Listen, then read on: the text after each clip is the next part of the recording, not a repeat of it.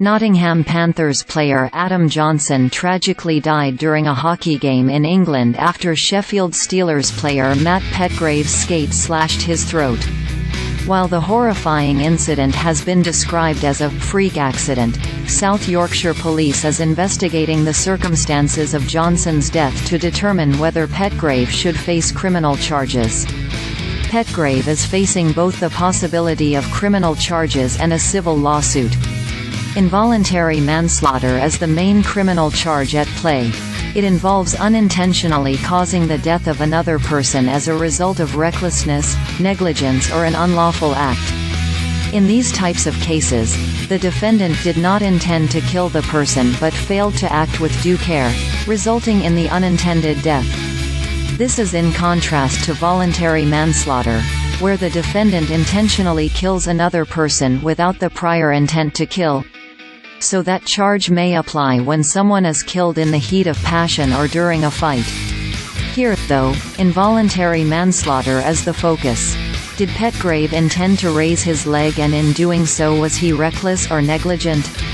While it's perhaps unlikely that Petgrave will be charged criminally, an involuntary manslaughter charge is not out of the question.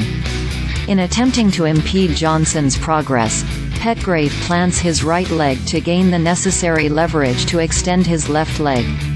As he alters his momentum, the right leg is straightened to support the raising of his left leg with a view to impeding Johnson's progress. The act has been likened to a karate kick, and for good reason. But did Petgrave intend to kill Johnson? Of course not. He was reckless or negligent when he extended his leg but did not intend to kill Johnson. Ultimately, it's reasonable to conclude that Petgrave intended the act but not the outcome. And in certain circumstances, that may constitute involuntary manslaughter. Petgrave could argue that it was a hockey play or part of the game. That's an unlikely defense, since he would be effectively admitting he intentionally raised his leg, which would in turn invite an analysis as to whether he was reckless or negligent. As well, kicking a leg out at that height isn't a hockey play. So Petgrave's better defense would be to argue that it was an accident. He didn't mean to raise his leg.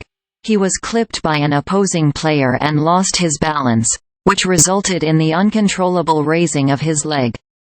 While that's his best defense, it's not a great one, since the laws of physics suggest he raised his leg intentionally. He could also argue that had Johnson been wearing a neck guard, he would not have died. That would be a tough defense to accept, given that the act was not a hockey play and was entirely reckless.